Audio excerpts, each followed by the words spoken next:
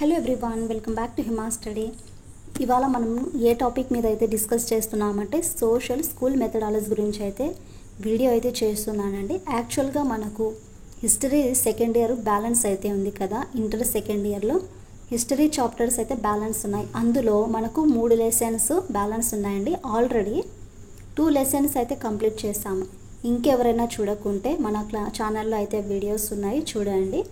మరి ఆ సబ్జెక్ట్లో ఉండే 3 క్లాసెస్ స్టాప్ చేసి స్కూల్ అసిస్టెంట్ వాళ్ళకి మెథడాలజీ చేయడానికి రీజన్ ఏంటంటే ఇందులో ఉండే చాప్టర్స్ కొంచెం ఈజీగా ఉన్నాయి. అండ్ ఇంకో విషయం అండి, మీరు ఇక్కడ గుర్తుపెట్టుకోవాల్సింది ఏంటంటే ఇప్పుడు నేను చెప్పబోయే ఈ బుక్లో మీకు ఎంతసేపు అయినా సరే ఈ బుక్ అనేది మనకు రివిజన్ చేయడానికి యూస్ అవుతుంది. లైక్ ఎలా అంటే ఇప్పుడు మీరు S&S పబ్లికేషన్ కానీ ఎనీ పబ్లికేషన్స్ ఉంటాయి కదా, రివిజన్ కోసం ఏదైతే యూజ్ చేస్తారో సేమ్ ఇది కూడా అంతే అండి. అకాడమిక్ బుక్ ఏంటంటే ఇది మనకి తెలుగు అకాడమిక్ బుక్. సో మనకు ఇది ఎంతసేపు అయినా సరే మనకు రివిజన్ చేసుకోవడానికి మాత్రమే అండి. ఈ బుక్ వచ్చేసి 2023లో ఎడిషన్ అయింది. చూడండి ఇక్కడ, అంటే లాస్ట్ ఇయరే మనకు ఇది ఎడిషన్ అండి. మరి దీని యొక్క కాస్ట్ చూసుకుంటే 285 ఉంది. మీ దగ్గర ఇన్ కేస్ ఈ బుక్ కనుక ఉంటే మీరు హ్యాపీగా మనకు డిఎస్సి సిలబస్లో ఏదైతే చాప్టర్స్ ఇచ్చారో ఆ చాప్టర్స్ అనేవి ఖచ్చితంగా ఇందులో ఉన్నాయి. ఒక చాప్టర్ అయితే మిస్ చేస్తారు. డిఎస్సి సిలబస్లో మనకి ఏ చాప్టర్స్ ఉన్నాయి అంటే డిఎస్సి సిలబస్లో ఫస్ట్ చూసుకుంటే సాంఘిక శాస్త్ర అభ్యసన ఉద్దేశాలు లక్ష్యాలు. నేను లాస్ట్ వీడియోలో కూడా మీకు మెథడాలజీ గురించి సిలబస్ అనేది తెలుగులో ఎక్స్ప్లెయిన్ చేస్తాను కదా. ఇదిగోండి, ఇంకా ఎవరైనా చూడకుంటే మన ఛానల్లో ఉందండి, చూడండి. ఇదిగోండి, ఇక్కడ ఫస్ట్ లెసన్ ఏమి ఇచ్చారు, ఇక్కడ సాంఘిక శాస్త్ర అభ్యసన ఉద్దేశాలు లక్ష్యాలు. ఈ లెసన్ అయితే మనకు కనిపిస్తుంది ఈ బుక్లో. సెకండ్ లెసన్ కనుక చూసుకుంటే పాఠశాల విద్యా ప్రణాళిక సాంఘిక శాస్త్రంలో వనరులు అని ఇచ్చారు, చూడండి ఇక్కడ. సో ఈ బుక్లో మనకు ఆ లెసన్ కూడా ఇచ్చారు. Third lesson, fourth lesson, fifth, sixth, ఈ 6 లెసన్స్ ఇచ్చారు, ఒక లెసన్ తప్ప. ఆ లెసన్ ఏంటంటే మనకు 2 సెమిస్టర్స్ టెక్స్ట్ బుక్స్ ఉన్నాయి కదా, అందులో సెకండ్ సెమిస్టర్లో 5th లెసన్ ఉంది. ఆ చాప్టర్ మనకి ఎక్కడ కనిపిస్తుందండి, 2 సెమిస్టర్స్ బుక్స్ ఉన్నాయి కదా, ఆ టెక్స్ట్ బుక్స్లో సెకండ్ సెమిస్టర్ బుక్లో 5th లెసన్ మాపనము మూల్యాంకనం నికష భావనలు అలాగే నిరంతర సమగ్ర మూల్యాంకనం అనే టాపిక్ ఆ బుక్లో ఉంటుంది, చూడండి. ఇందులో మాత్రం మనకు 6 టాపిక్స్ డిఎస్సి సిలబస్లో యాడ్ చేశారు కదా, 6 సిలబస్కి సంబంధించిన ఇక్కడ మెయిన్గా ఉండే కీ పాయింట్స్ అయితే ఇచ్చారు. లాస్ట్ క్లాస్లో మనము సాంఘిక శాస్త్ర అభ్యసన ఉద్దేశాలు లక్ష్యాలు ఈ టాపిక్కి రిలేటెడ్గా ఉండే మెయిన్ పాయింట్స్ అన్నీ నేర్చుకున్నాం. ఇంకెవరైనా చూడకుంటే ఛానల్లో ఉంది, చూడండి. ఇప్పుడు ప్రజెంట్ మన టాపిక్ వచ్చేసి సెకండ్ లెసన్ గురించి అయితే డిస్కస్ చేద్దాం, అంటే నేర్చుకుంటామండి. ఈ పాఠశాల విద్యా ప్రణాళిక సాంఘిక శాస్త్ర వనరులు ఎన్సిఎఫ్ గురించి కానీ, ఆర్టీ 2009, ఎస్సిఎఫ్ 2011 సిలబస్, దాని యొక్క అభ్యసన వనరులు అనేవి ఎలా ఉంటాయి అనేది మనం కంప్లీట్గా అయితే నేర్చుకుంటాం. ఈ వీడియో అయితే కాస్త లెంగ్తీగా ఉంటుంది కాబట్టి మీరు కొద్దిగా పేషెన్స్తో ఉండి క్లాస్ మొత్తం చూడండి, స్కిప్ చేయకోకుండా. ఫస్ట్ టైం కనుక మన ఛానల్ కనుక విజిట్ చేసినట్లయితే please do like and share, subscribe to my channel. అలాగే మీ ఫ్రెండ్స్కి కూడా షేర్ చేయండి, మన వల్ల వాళ్ళకు కూడా యూజ్ అవుతుంది కదా అండి. టెక్స్ట్ బుక్స్ కానీ ఇలాంటి మెటీరియల్స్ కానీ మన దగ్గర ఉండి వేరే వాళ్ళకు కూడా మనం పీడిఎఫ్స్ కానీ అలా సెండ్ చేస్తే వాళ్ళకి యూజ్ ఉంటుంది. సో ఇప్పుడు చూడండి, ఇక్కడ పాఠశాల విద్యా ప్రణాళిక సాంఘిక శాస్త్ర వనరులు అనే టాపిక్ గురించి మెయిన్ పాయింట్స్ ఏంటనేది ఇక్కడ కంప్లీట్గా మనం అయితే డిస్కస్ చేస్తాం. మళ్ళీ చెప్తున్నానండి, వీడియోని మాత్రం ఎండింగ్ వరకు చూడండి. మనకి ఈ లెసన్ చాలా ఇంపార్టెంట్, అంటే ఎవ్రీ లెసన్ కూడా ఇంపార్టెంటే అండి, బట్ ఇది కొంచెం మనకు లెంగ్త్ అనేది ఎక్కువగా ఉంది. సో ఫస్ట్ పాయింట్ చూసుకుంటే విద్యా ప్రణాళికను ఆంగ్లంలో ఏమని పిలుస్తారు, ఇక్కడ కరికులం అనేసి పిలుస్తారు. ప్రణాళికను, విద్య యొక్క ప్రణాళికను ఆంగ్లంలో ఇంగ్లీష్లో ఏమని పిలుస్తారు, ఇక్కడ కరికులం అనేసి పిలుస్తారు. మరి ఈ కరికులం అనే ఆంగ్ల పదము ఏ లాటిన్ పదం నుండి వచ్చింది మనకు? ఈ ఆంగ్ల పదం అనేది కరీరే అనే లాటిన్ పదం నుండి వచ్చింది. కరికులం అనే ఆంగ్ల పదం కరీరే అనే లాటిన్ పదం నుంచి అయితే వచ్చింది. మరి లాటిన్ భాషలో కరిరే అనగా పరుగు పందెం బాట లేదా దోవన పథం అని అర్థము. ఇక్కడ చూడాలి, లాటిన్ భాషలో కరిరే అంటే ఏంటి? పరుగు పందెం బాట లేదా దోవన రన్వే అని పిలుస్తారు. దీని యొక్క మీనింగ్ విద్యా ప్రణాళిక అనగా పాఠశాలలో విద్యార్థి పొందే సమస్త అనుభవాలు. విద్యా ప్రణాళిక అంటే ఒక పాఠశాలలో విద్యార్థి పొందే సమస్త అనుభవాలనే విద్యా ప్రణాళిక అనేసి అంటారు. ఈ విద్యా ప్రణాళిక అంటే విద్య యొక్క సంస్థ ఎంపిక చేసి సంఘటితపరిచిన మొత్తం బోధన అభ్యసన కార్యక్రమాల సముదాయం అని. విద్య అంతిమ లక్ష్యానికి వాస్తవ రూపం ఇచ్చి ఆచరణలో పెట్టడానికి ఉపాధ్యాయునికి అందుబాటులో ఉండేదే విద్యా ప్రణాళిక. నెక్స్ట్ మనం నిర్వచనాలు చూద్దామండి. ఇక్కడ కొంతమంది శాస్త్రవేత్తలు వారి యొక్క నిర్వచనాలు పాఠశాల విద్యా ప్రణాళిక అలాగే సాంఘిక శాస్త్ర వనరుల గురించి నిర్వచనాలు అయితే ఇచ్చారు. వాటిని అయితే మనం నేర్చుకుందాము. సో చూడండి, ఇక్కడ ఫస్ట్ విద్యార్థి మానసికంగా అలాగే శారీరకంగా భావావేశపరంగా ఆధ్యాత్మికంగా నైతికంగా వికాసం చెందేటట్లు చేసే పాఠశాల కార్యక్రమాల మొత్తం విద్యా ప్రణాళిక. ఏదైనా మనకు ఒక పాయింట్ అర్థం కాకుంటే దానిని రిపీటెడ్గా చదవండి, నష్టం ఏం రాలేదండి. మనం ఎంత రిపీటెడ్గా చదివితే అంత బాగా గుర్తుకుంటుంది.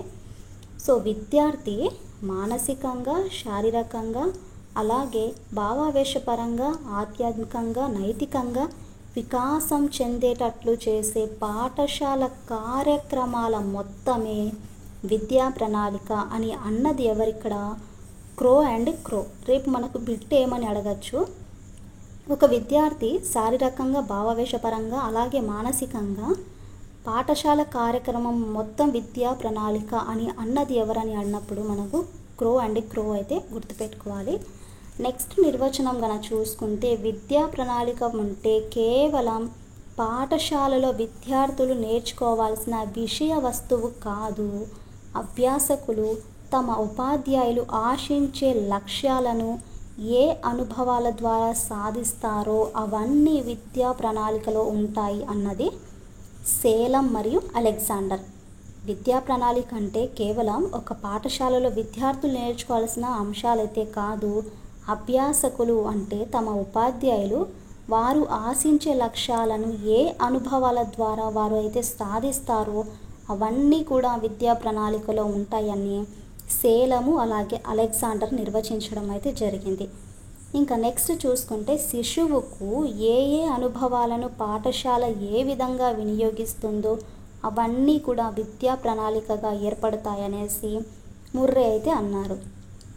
శిశువుకు ఏ అనుభవాలను పాఠశాల ఏ విధంగా వినియోగిస్తుందో అవన్నీ విద్యా ప్రణాళికగా ఏర్పడతాయనేసి ముర్రే అయితే అన్నారు.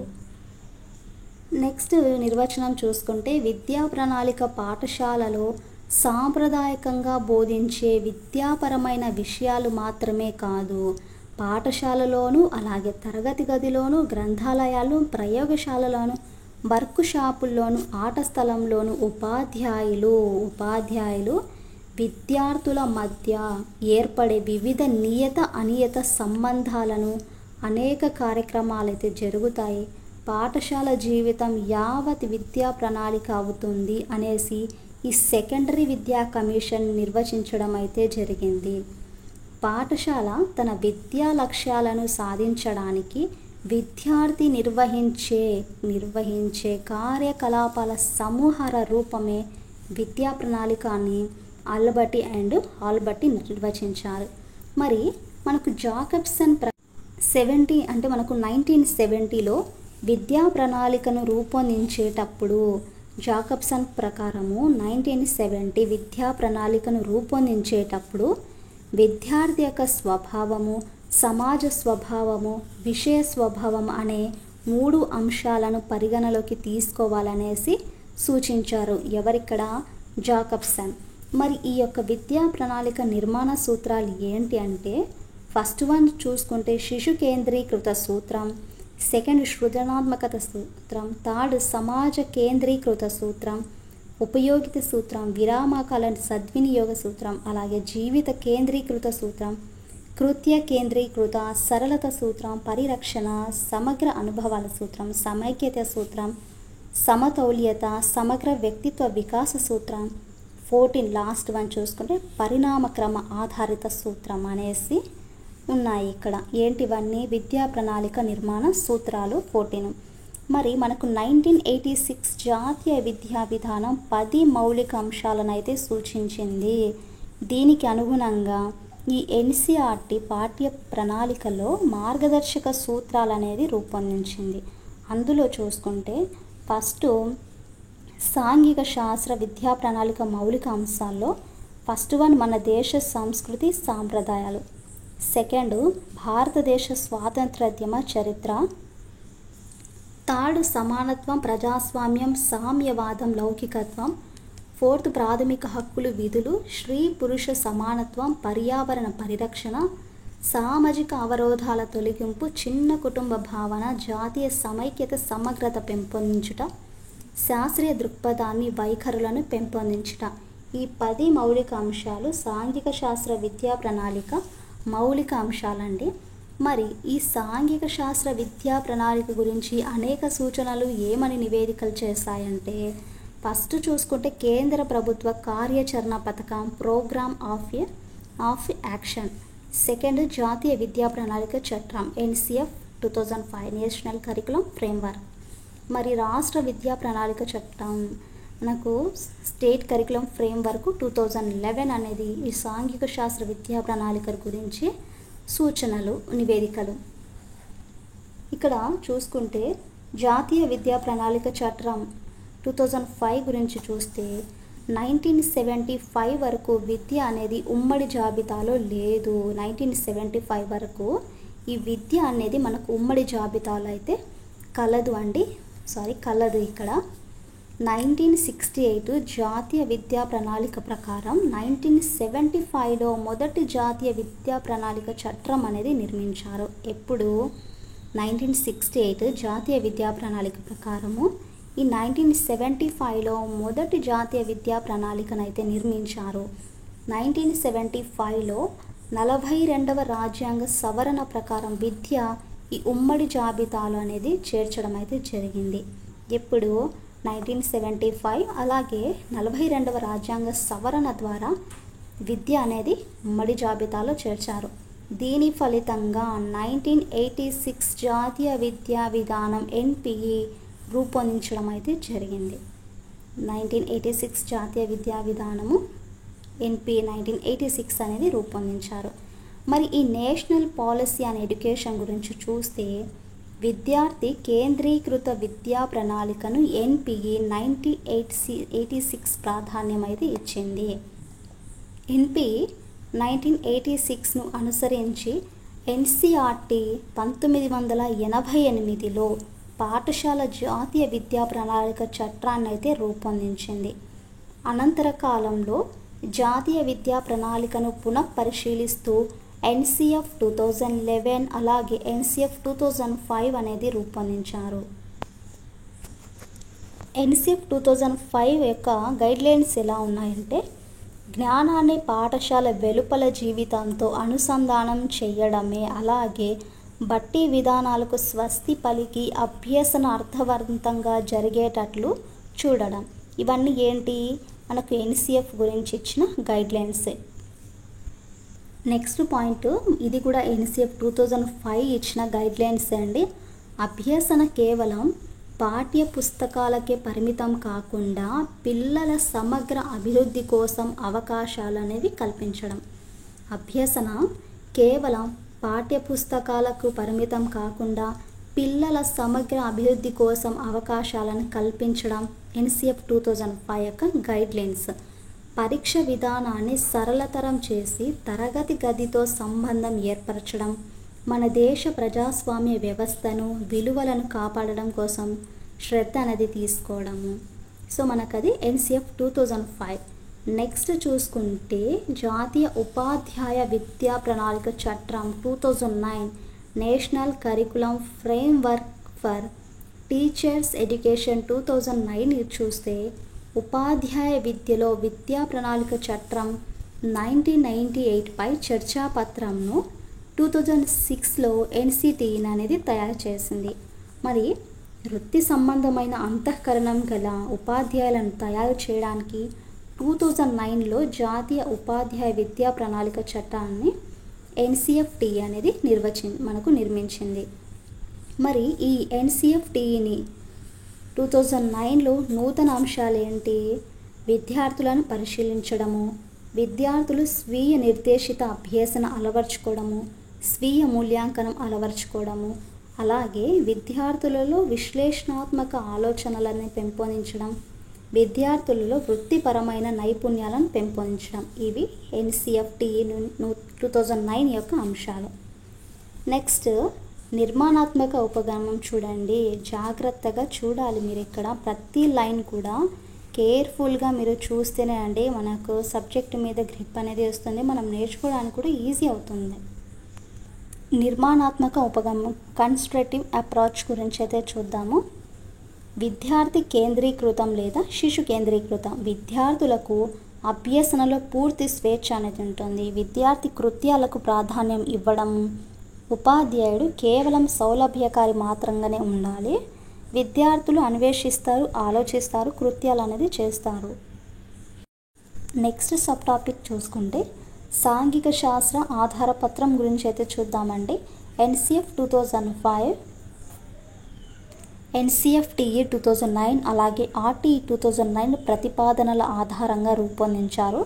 దీనిలో మనకు 9 అధ్యయనాలు, 2 అనుబంధాలు అయితే ఉన్నాయి. 1వ అధ్యయనంలో సాంఘిక శాస్త్రాల అధ్యయనం ఆవశ్యకత ఇస్తే, 2వ అధ్యాయంలో సాంఘిక శాస్త్ర విద్యా ప్రణాళిక, పాఠ్య ప్రణాళిక, పాఠ్య పుస్తకాల విశ్లేషణ, సాంఘిక శాస్త్ర స్వభావం గురించి, 4th వన్లో సాంఘిక శాస్త్ర బోధన సమ్మిళిత విధానము, 5th సాంఘిక శాస్త్ర బోధన సమ్మిళిత విధానము. సేమ్ ఇచ్చారు కదా ఇక్కడ కూడా. సో 6వ అధ్యాయంలో సాంఘిక శాస్త్రానికి ఇతర సబ్జెక్టుల మధ్య సంబంధము, 7వ అధ్యాయంలో సాంఘిక శాస్త్ర బోధన విధానాల గురించి, 8th వచ్చేసి ఆర్టీఈ 2009 ప్రకారం నిరంతర సమగ్ర మూల్యాంకనం గురించి, 9th ఉపాధ్యాయ విద్య, ఉపాధ్యాయ తయారీలో చోటు చేసుకోవాల్సిన అంశాల గురించి. ఈ 9 అధ్యాయాలు అయితే ఇచ్చారు. నెక్స్ట్ నూతన పాఠ్య పుస్తకాల యొక్క రూపకల్పనలో అనుసరించిన విధానము సమ్మిళిత విధానం. సమ్మిళిత విధానం అనగా భూగోళం, చరిత్ర, అర్థశాస్త్రం, రాజనీతి శాస్త్రం విడివిడిగా కాకుండా సమ్మిళితంగా అంటే పాఠ్యాంశాలన్నీ రూపకల్పన చేయడం అయితే జరిగింది. సమ్మిళితంలో మనకు 2 టైప్స్ ఉంటాయి. ఫస్ట్ వన్ చూసుకుంటే ఏదైనా ఒక ప్రాంతం గురించి తెలిపేటప్పుడు ఆ ప్రాంత భౌగోళిక పరిజ్ఞానము, చారిత్రక విషయాలు, పాలన విషయాలు, ఆర్థిక విషయాలు అనేది చర్చించదు. సెకండ్ వన్ ఒక పాఠ్యాంశంలో 4 భాగాలకు సంబంధించిన విషయాన్ని కలిపి ఒకేసారి చెప్పడం. ఇవి 2 రకాలు కూడా సమ్మిళితంలో 2 టైప్స్. మరి సాంఘిక శాస్త్ర విద్యా ప్రణాళిక ఎన్సిఎఫ్ 2005 ఇచ్చిన సూచనలు ఏంటాయి? జాతీయ విద్యా ప్రణాళిక చట్టాన్ని ఎన్సిఆర్టీ అని రూపొందిస్తుంది. ఈ ఎన్సిఎఫ్ 2005 సూచించిన భారరహిత అభ్యసనం మోస్ట్ ఇంపార్టెంట్. ఇక్కడ ఎన్సిఎఫ్ 2005 సూచించిన లెర్నింగ్ వితౌట్ బర్డెన్ నివేదిక ఆధారంగా విద్యా ప్రణాళిక అనేది రూపొందించారు. భారరహిత అభ్యసనము ఎన్సిఎఫ్ 2005 సూచించిన భారరహిత అభ్యసనము నివేదిక ఆధారంగా మనకు విద్యా ప్రణాళిక అనేది రూపొందించారు. భారరహిత అభ్యసనం సూచించిన కమిటీ ఏంటి? ఇక్కడ professor S Pal committee. Learning without బర్డెన్ని సూచించిన కమిటీ ఏంటండి? ఇక్కడ professor Yashpal committee. NCF 2005 first మనకు 5 అంశాలపైన దృష్టి అనేది సారించింది. ఫస్ట్ వన్ చూసుకుంటే విషయ భారము, అలాగే బహుళత్వము, స్థానిక అంశాలు. 3rd శాస్త్రీయ దృక్పథం. 4th సాధారణ బాధ్యతలు. 5th వివిధ శాస్త్రాల మధ్య పరస్పర సంబంధం. సో ఇప్పుడు నెక్స్ట్ టాపిక్ వచ్చేసి రాష్ట్ర విద్యా ప్రణాళిక చట్టం 2011 గురించి అయితే చూద్దాము.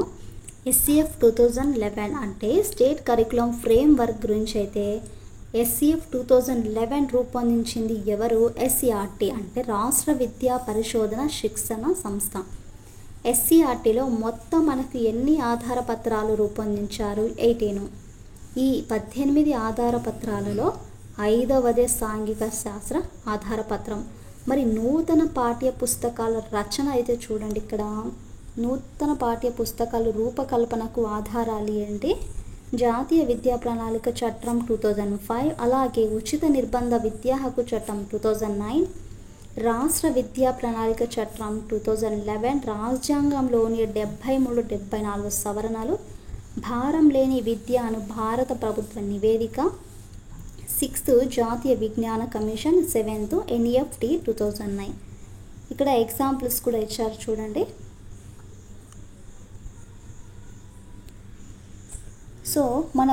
సో ఇది ఫ్రెండ్స్, ఈ లెసన్ గురించి అయితే కొన్ని సబ్ టాపిక్స్ మీతో అయితే డిస్కస్ చేశాను. ఈ లెసన్ పాఠశాల విద్యా ప్రణాళిక సాంఘిక శాస్త్ర వనరుల్లో హాఫ్ లెసన్ అయితే మనం నేర్చుకున్నామండి.